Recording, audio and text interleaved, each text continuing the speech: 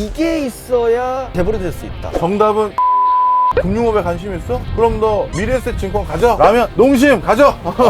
우리나라 재벌 집에서 이거를 스스로 지우기를 많이 해요.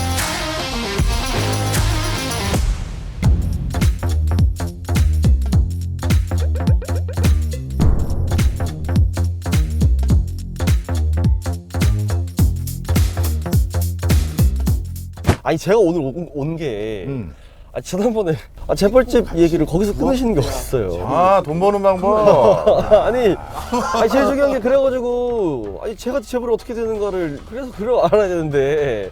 그래야 또 우리 구독자분들이 다음 편을 기다리지 아닌가? 짜증만 내시려나? 네, 아니 거기서 그거를 그렇게 끊으셔가지고 제가 이게 있어야 재벌이 될 수 있다.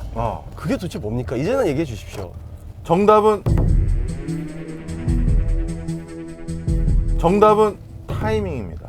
타이밍이요? 네. 그러니까 돈 벌 타이밍이 따로 있다? 그런 그렇지. 얘기일까요? 그러니까 일반적으로 그냥 나 부자야 라고 하는 정도는 타이밍과 없이 자신의 성실함 또는 자신의 남다른 재능 이런 걸로 부자가 될 수 있어. 그런데 정말 우리가 흔히 말하는 재벌, 이건 좀 사이즈가 다르잖아. 레벨로가 다르잖아. 그렇죠. 열심히 한다고 될 수 있을까? 좀 그런 그렇지, 좀 솔직하긴 했어요. 이 열심히 한다고 저 반열에 오를 수 있을까? 뭐 이런 거 있잖아. 그런 부자는 타이밍이 맞아야 돼. 타이밍, 때가 있다, 뭐 이런 의미일까요? 그렇게 하늘에서 주는 때가 있다 이렇게 막연한 얘기는 사실 아니었고, 여기서 말하는 타이밍이라는 건 두 가지로 나눌 수가 있는데, 첫 번째는 전쟁이나 아니면 이데올로기 변경이나 이거와 같은 평지풍파가 일어나는 타이밍이 있어. 그러니까 좀 뭔가 완전 세상이 좀 바뀌는 타이밍이라는 그렇지. 걸까요? 그때 큰 부자들이 생겨요. 우리나라 같은 경우도 재벌 기업들이 모두 창업한 연도가 거의 비슷해. 바로 해방 이후부터 6.25 동란 사이. 광복과 한국전쟁 사이 그쯤에 좀 태동을 하는 회사들이 많군요. 맞아요. 이렇게 뭔가 전쟁으로 한번 싹 갈아엎어지잖아? 그러면 뭐든지 다시 새로 만들어야 되고 국가의 꼴이라는가 형태를 새로 갖춰야 되다 보니까 이제 비즈니스들이 이것저것 창궐되기 시작하지. 그러다 보니까 쉽게 말해서 기회가 많은 거야. 그 기회를 찾아서 이렇게 큰 성과를 내는 회사들이 많이 생기는 거야. 우리나라 같은 경우도 그래서 대부분 다 해방 후에 미군 부대 군납을 바탕으로 건설일을 했다, 토목일을 했다, 아니면 미군 부대 군납하는 과정에서 물류 유통업을 했다, 이런 것들로 이제 돈을 벌기 시작한 거고, 그렇게 해서 오늘날까지 왔던 회사들도 많이 있어. 그 다음에 러시아 재벌을 뭐라고 부르는지 알아? 보드카? 뭔 소리니? 올리가르히라고 불러. 올리가르히. 러시아의 재벌을 올리가르히라고 어떤 부르는데, 의미입니까? 이 러시아 올리가르히들은 어떻게 생긴 거냐면, 소련이라는 공산 국가가 패망하고 러시아라는 국가로 바뀐 다음에 국가에서 직접적으로 관리해왔던 여러 국영 기업들이 대거 민영화돼. 이때 민영화될 때 이 사업권을 따오거나 아니면 이 개발권을 따왔던 전직 관료들, 전직 KGB 출신들, 그리고 원래 비즈니스라는 것도 사실 의사나 변호사처럼 많은 전문 지식이 있어야 되거든. 그게 없으면 일은 해서 먹고는 사는데 부자는 못 돼. 그래서 러시아를 거점으로 활동하고 있었던 유대인들이 있어. 얘네들은 돈의 흐름, 비즈니스를 할 줄 아는 능력, 이런 게 좀 있거든. 그래서 이 유대인들이 대거 그 당시 국책 사업들을 불어받아서 이걸 직접 운영하기 시작해. 그렇게 해서 그때 러시아에 거대 부호들이 생겼지. 그 사람들을 올리가르히라고 불러. 그럼 우리나라에서 지금 재벌이라고 하는 사람들도 어떤 식으로 재벌이 됐는지 혹시 좀 소개시켜 줄 만한 회사들이 있을까요? 사실 다야. 네, 근데 이 재벌 같은 경우는 우리나라의 재벌의 시초, 어떻게 형성되고 어떻게 여기까지 왔느냐를 사실 많은 사람이 잘 모르잖아. 이게 외국 같은 경우는 우리가 그 회사들이 어떻게 진화 발전해 왔는지를 아주 명명백백하게 정확히 알고 있는데, 우리나라의 그 대표적인 기업들의 처음 태동기를 모르는 이유는 이 우리나라 재벌 집에서 이거를 좀 스스로 지우기를 많이 해. 왜냐하면 우선 창고에서 친구들하고, 우리 미국엔 그런 스토리 많잖아. 차고지에서 시작했다. 차고지에서 시작해서 친구 3명이랑 뚝딱뚝딱 하다가 컴퓨터 2대로 시작했다. 해가지고, 맞아. 그런 에피소드가 많잖아. 그런데 우리나라 재벌 기업들은 그렇게 맨 땅에서 시작하고 한 땀 한 땀 만들어가기보다는 오히려 일본인들이 한국에서 운영하고 있었던 큰 공장, 큰 사업체, 큰 물류망 이런 것들을 그냥 불화받은 거예요. 이거를 적산기업이라 불러. 국가에서 해방되고 나서 일본인들이 2, 3일 만에 다 도망갔잖아. 네. 그러고 났더니 갑자기 생필품 가격이 폭등하기 시작한 거야. 국내에서 이 뭔가 생필품을 만들 수 있는 실질적인 회사들이 대부분 다 일본 회사들이었는데 일본인들이 운영하던 사람들이 다 가버리니까 공장이 셧다운되니 생필품이 폭등한 거지. 네네네. 그래서 이거 안 되겠다. 그러면 이 공장들, 이 회사들이 빨리 가동되도록 해줘야겠다 해서 그 회사들을 그냥 국가가 가지고 있다가 운영할 사람들에게 그걸 나눠준 거야. 우리들한테 지금 어떻게 보면 이런 거지. 너 혹시 금융업에 관심 있어? 그럼 너 미래에셋 증권 가져. 라면 그럼 너 저기 농심 가져. 물론 무료로 가져간 건 아닌데 거의 무료에 준하는 거였지. 그러다 보니까 아이고 저렇게 사업할 거면 나도 하겠다라는 심리를 사람들이 가질 수 있잖아. 그런 예전 히스토리를 최대한 지우고 있었었어. 그러다 보니까 많이 안 알려졌는데 우리나라 기업들은 이렇게 일본 기업들이 운영했던 걸 물려받은 게 일부 축이 있고, 그럼에도 불구하고 그거 물려받지 않고 한 땀 한 땀 혼자 전부 계열사를 만들어서 참 우리나라 기업인의 대명사가 된 분이 한 분 계시지? 바로 정주영 회장. 이분은 진짜 거의 모든 계열사를 한두 개 빼고는 직접 만들었어. 정주영 회장은 분명 초절정 고수인데 그리고 돈도 많았던 사람인데 그렇게 될 경우는 대부분 누가 어느 정도 싹을 틔워놓은 거를 사오면 되거든. 그런데 그게 아니라 본인이 다 씨를 심어. 이건 진짜 대단한 거야.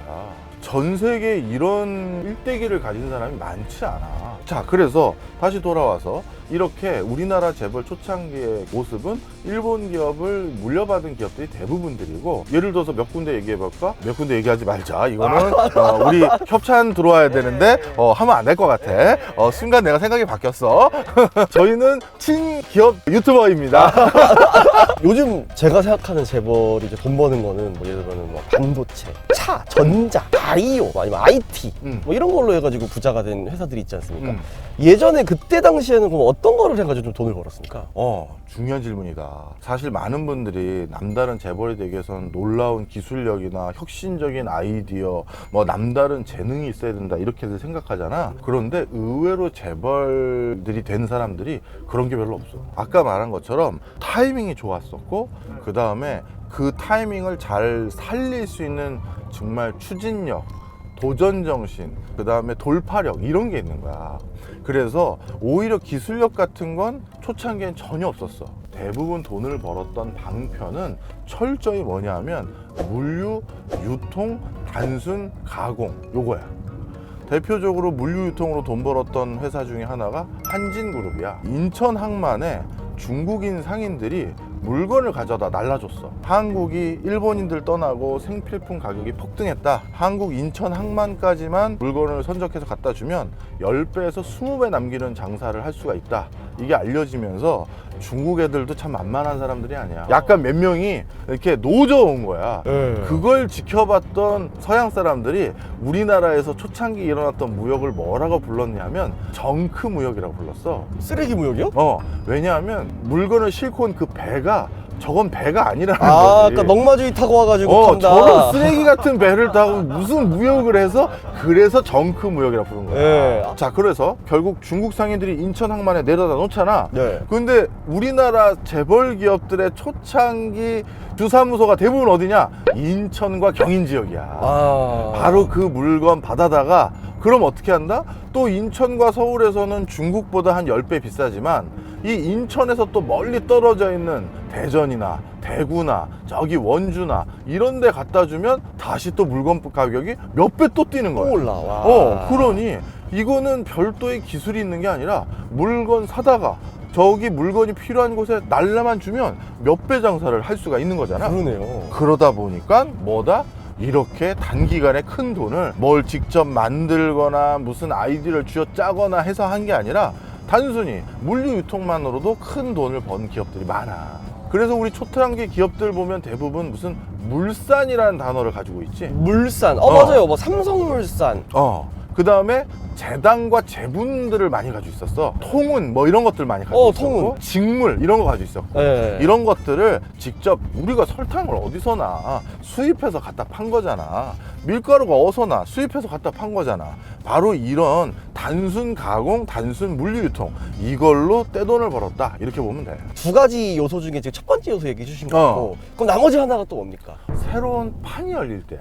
아니 교수님, 전쟁 새로운 판 얘기해 주셨잖아요. 네. 자, 전쟁 때문에 새로운 기존 판이 갈아엎어지고 새로운 판이 열리는 이걸 말하는 게 아니라 완벽한 신세계가 열릴 때를 말해. 오. 대표적으로 IT지. IT는 온라인이라는 새로운 세상이 하나 생겨버린 거잖아. 그렇죠. 그러니까 여기도 또 무주공산인 거야.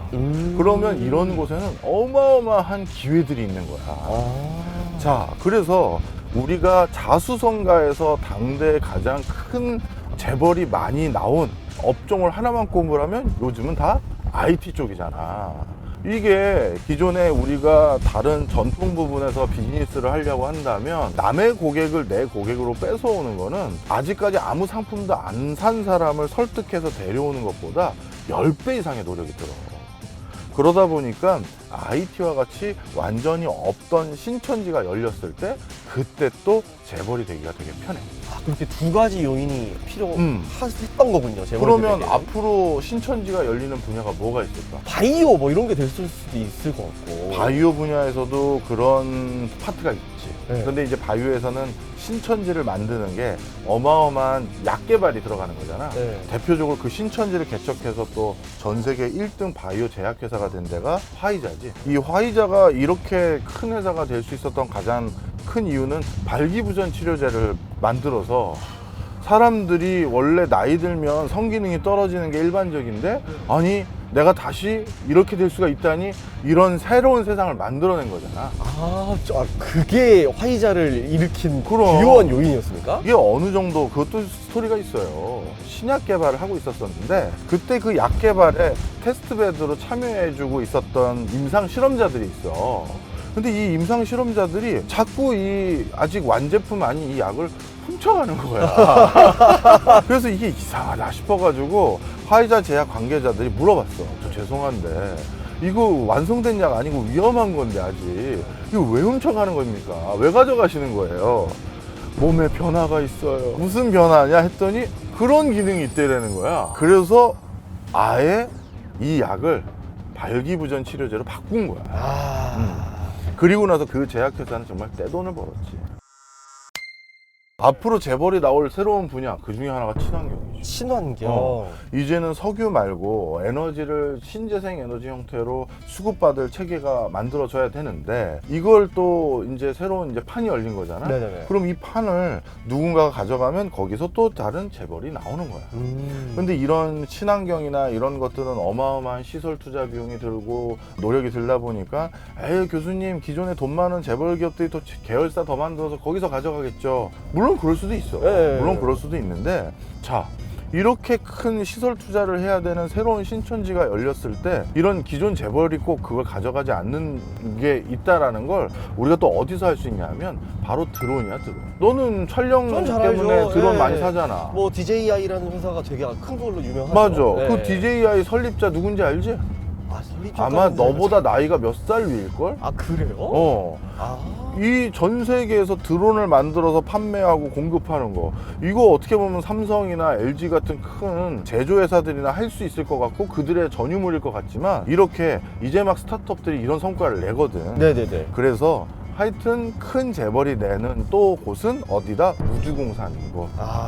이렇게 보면 돼. 진짜 말씀 들으니까 사실 맨 처음에 타이밍 했었을 때는 나에게는 기회는 없구나, 과거의 어떤 가능한 얘기였구나 라고만 생각을 했다가 이제 뒷부분 얘기 들으니까 미래를 좀 볼 수 있는 눈을 좀 길러가지고 보다 보면 기회가 또 오겠네? 라는 생각도 좀 듭니다. 나도 성우 말에 동의를 하는데 참 안타까운 통계도 있어. 미국에서는 재계, 서열 또는 부호 순위에서 가장 높은 순위권을 장악하고 있는 사람들의 대부분이 다 자수성가예요. 내 당대에 그 반열에 올랐어. 네. 그런데 우리나라는 상속이야. 그래서 우리나라에서 또 새로운 재벌이 나온다는 게 예전처럼 이렇게 많이 목격되는 그런 상황은 아니지 않을까 싶어서 좀 걱정이 돼. 우리가 새로 막 누가 또 떼돈 벌었다, 누가 큰 부자 됐다, 그것도 자기 노력으로 나쁜 짓 한 게 아니라, 그러면 그게 사실 또 사는 맛이잖아. 배 아플 게 아니라.